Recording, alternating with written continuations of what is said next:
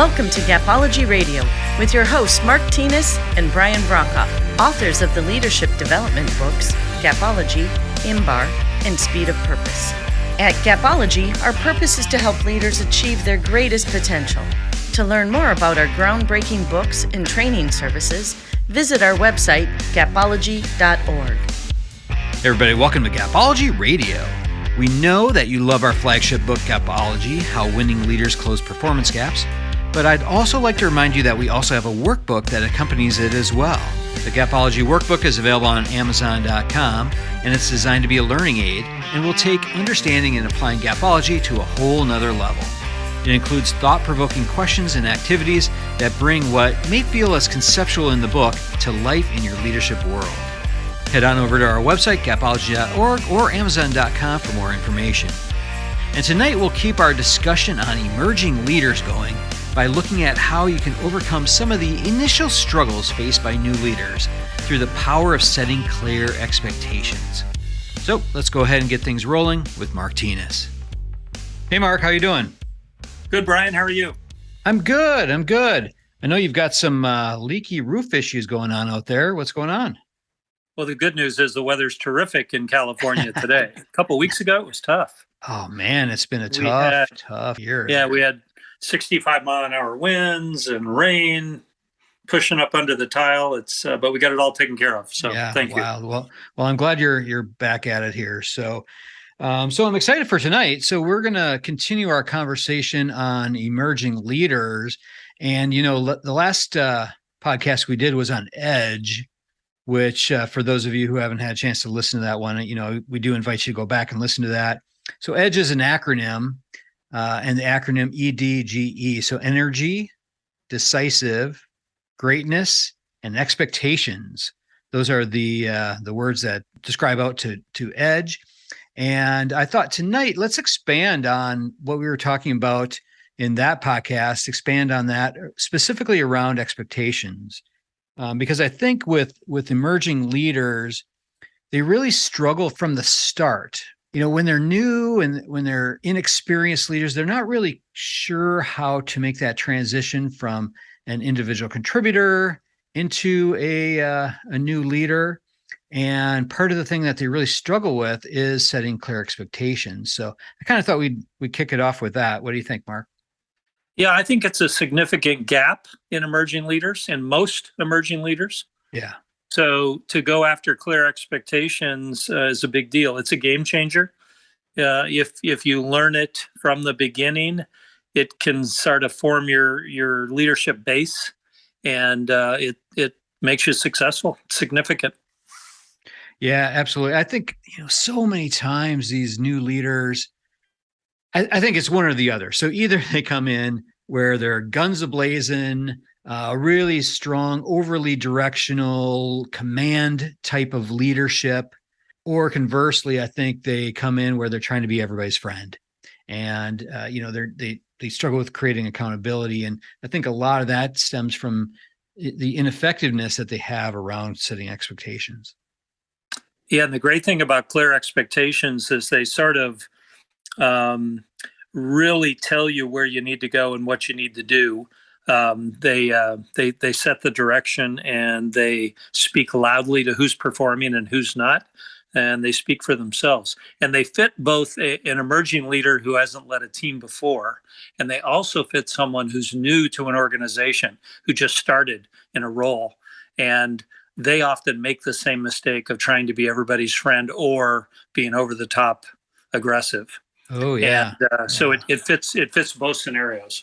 Yeah, that's interesting. I hadn't really considered that aspect of it. Yes, if you're new to a team, oftentimes you can really go one or the other way, either way on that, either overly commanding type of leadership or maybe too much want to be everybody's buddy.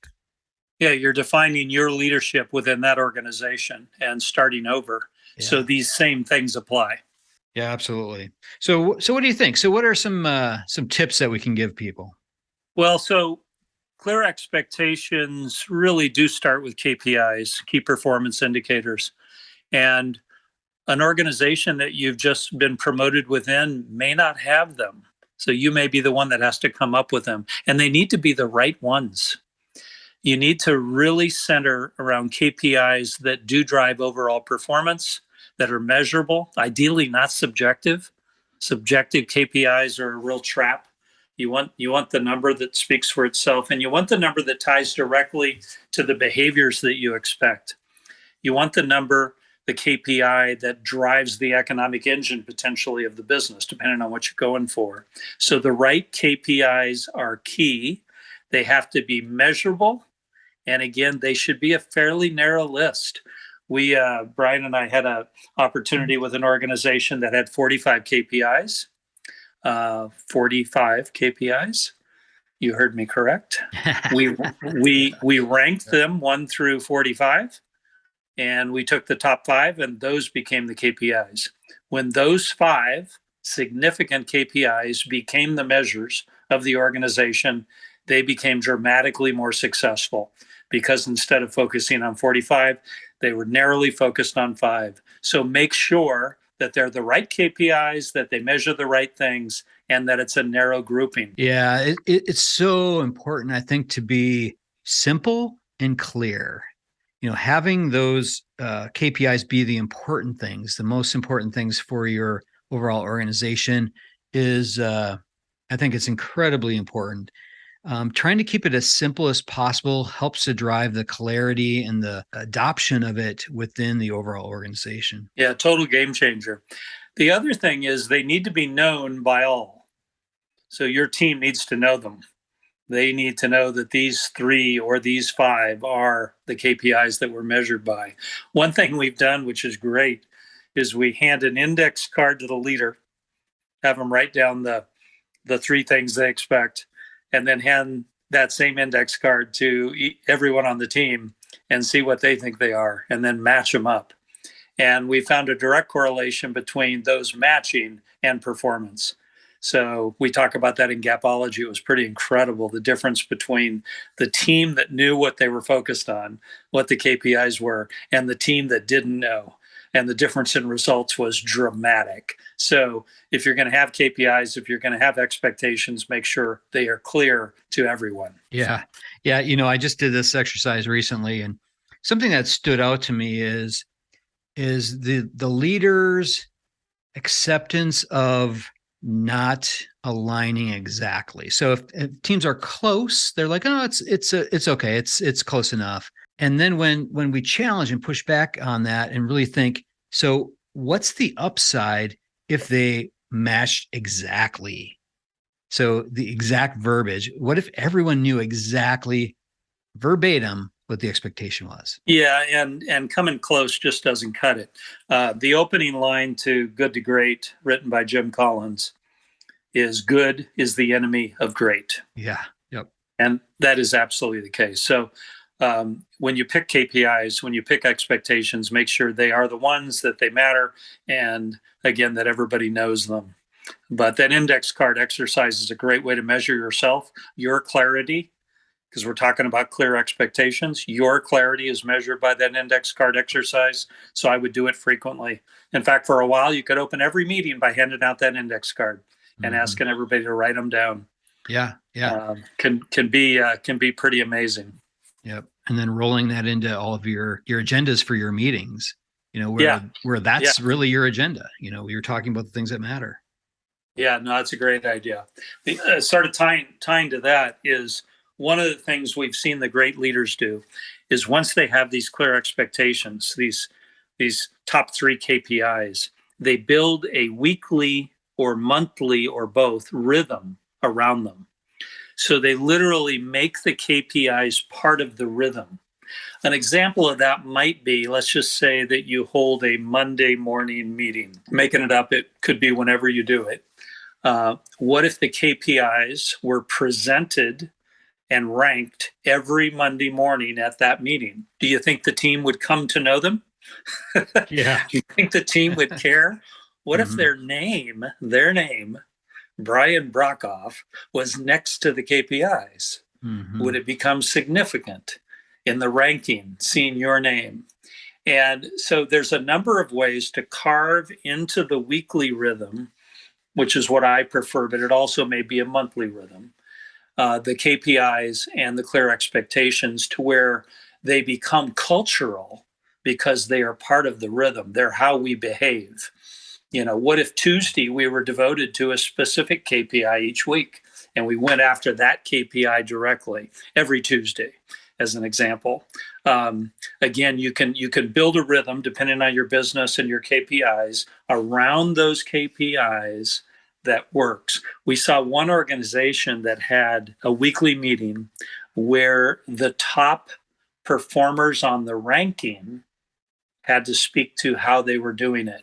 So they were sharing their best methods with the rest of the group every week on the same KPIs. And the performance just soared. It just got better and better because they were sharing the best methods. And again, it was part of their rhythm. There was no disputing what mattered. There was no disputing what the KPIs were. Everybody knew them, and they were talked to as part of a weekly rhythm. Yeah, there's no room there for not knowing what the KPIs are. If you have to speak to them every week, everyone has to know them. And I think it creates that leadership rhythm that's important, especially for these emerging leaders. I think that's something that they don't really consider. And maybe we'll do a separate podcast on leadership rhythm for emerging leaders. I think this actually could be a really good podcast, because I think that's one of the things that new leaders struggle with. How do I manage my week? What do I do every day? What's going to have the most impact on my team? So I think coming up with that and then setting those expectations, even for yourself, I think that can really help to move the needle. Yeah. So changing topics just a little then. We've seen sort of this extra credit level in clear expectations. And that is where the leader learns to create the KPIs that align with the purpose. So now this number, this KPI, which is likely a number, this number is tied to the purpose. And suddenly it has greater meaning. It has a greater level of passion around it. It's not just about achieving the number, it's about achieving the purpose. So when you can, as a leader, make your KPIs tie to the purpose of the organization, it can create a team that can just explode, because work is no longer work. It's something totally different. Yeah, that's amazing, Mark. I hadn't really considered this either. So the purpose, that really ties to someone's heart, right? It's what they believe. It's how they're connected to whatever they're doing. Where typically, I think setting clear expectations is really the tactical piece. That's where you're connecting with somebody's mind and their hands, right? You're wanting them to execute something, but tying it to purpose then gets them to connect at that deeper level where they really believe in something. So it's not outside motivations that's driving it. It's that internal drive to really succeed. Yeah, total game changer. It makes everything matter. The KPIs, the expectations matter at a totally different level. Yeah. Yep. The other thing we've seen that really works is when a leader can work to very clearly figure out the behaviors that equal that KPI, the behaviors that equal the purpose, and bring that all together to where if the number's a 10, the KPI is a 10 that you're going for. If you know that 10 means that the behaviors that equal the purpose were executed, it's a game changer. So always ensure that the behaviors are tied to the KPIs, that the KPIs are not just out there alone, that there's a specific set of behaviors that you expect that equal achieving that number. When all of those things come together, the purpose, the KPI, and the behaviors, it really is at a different level of execution. And again, the team really can buy into that and perform at a level that you may not have seen before. Total game changer. And as an emerging leader, what that does is it really defines you.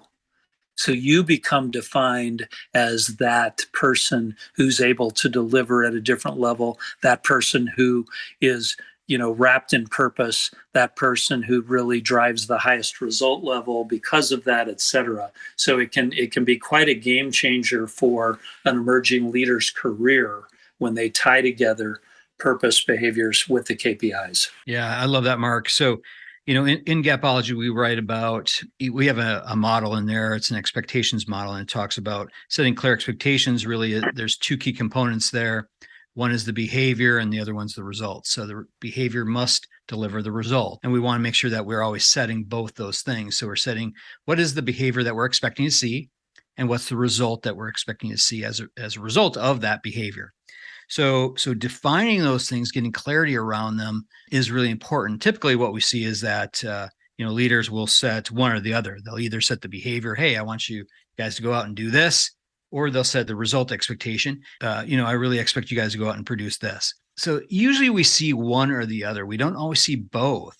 And when you're talking about KPIs, I think that's clear to see that. But with the purpose element, that's a little different. So if you're going after your purpose and really defining what that result looks like for your purpose, it's really instrumental in overall achieving it. And then defining what those behaviors are that are going to actually deliver that purpose. I love what you said there. I think those two elements need to be connected. Yeah, we should probably do a podcast around defining yourself. Yeah, not letting others define you. Yep. So let's think about that. But as a leader, if you as an emerging leader, if you do the things we just described, you literally will be defined by the greatness of your achievements, and it's a total game changer. And the other key factor is that most emerging leaders don't do this; they miss it. Mm-hmm. So you will totally distinguish yourself by having clear expectations tied to behaviors, tied to purpose. Total game changer. Yep. I'm going to drop the mic real quick here if I can. Yep. There goes. I dropped it. Oh, I was waiting. I thought you were trying to be funny. I thought you were setting your phone down or something. Okay. It was one of the most significant things I've ever said. That was. Oh my gosh. Well, I was sitting there in awe, and then you said you had to drop your microphone, and I'm like, what? Oh Lord. Oh man. Oh, that was awesome, Mark. That was really good. I think the emerging leaders, this is a lot of good stuff. I know we did this in a short call this time, but it's really simple. Let's stay simple with this, get clarity with it, just going after your expectations, aligning your expectations right away when you're starting a new role. That can help move you, down the road a lot faster. All right. Drop the mic. Well said. Okay. All right. Thanks, Mark. Have a good week. Brian. Talk to you later. Too. Yep. Bye. All right. That'll do it from here. For more information on Gapology, IMBAR, or Speed of Purpose, head on over to our website, gapology.org. Everyone have a fantastic week. We'll talk to you soon. This has been a Gapology Institute production. Visit us at gapology.org.